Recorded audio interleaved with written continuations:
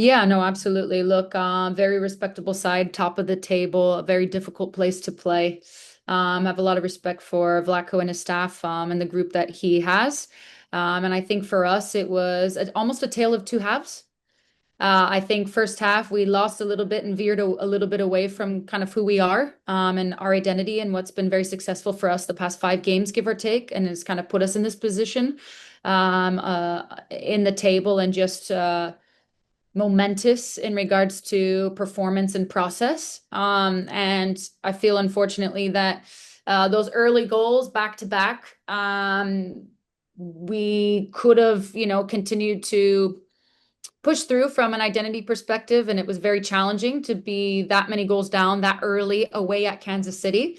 So came in at half, talked a lot about, character and this being a big moment for us, and a big opportunity for us. We need to get back to who we are. We need to go back out. And I'm very proud of the players and their second half performance and the ability to come back and show that fight, show that grit, get back to who we believe we are and know we are, and find that identity piece in it.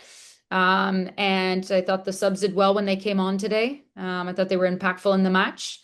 And it's unfortunate. It's unfortunate that we don't have the results. There's some key takeaways from the second half. Obviously, we'll sit down as a staff and identify, why first half was the way that it was, and where we can help the group, and take some accountability across the board.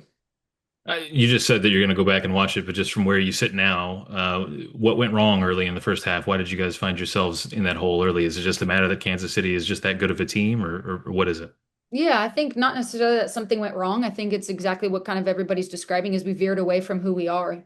And when you live in this identity, and these past 5 games have been obviously have gone well from us in an identity perspective, and of course, somewhat in a results perspective of the four previous to this, the 4 of the 5 matches previous to this. So I feel like once you get to that point of it just looked like we were nervous. It looked like, we spoke a lot about second half. Can we secure the ball in transition?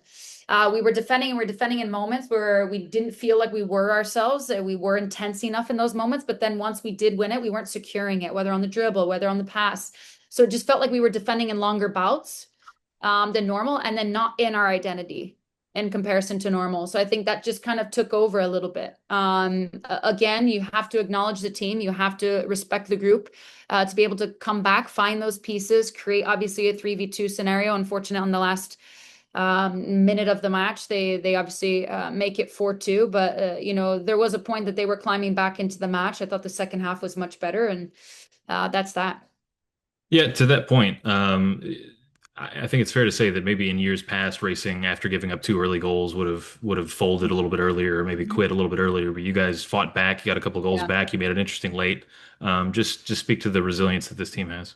Yeah, absolutely. Look, we believe in this group. This group is very bonded. We spoke about that in the pre-match. They're very together in a way that I've never felt at this club before. And it was going to be a true testament because of how early we went down. And like you said, the number of goals you go down.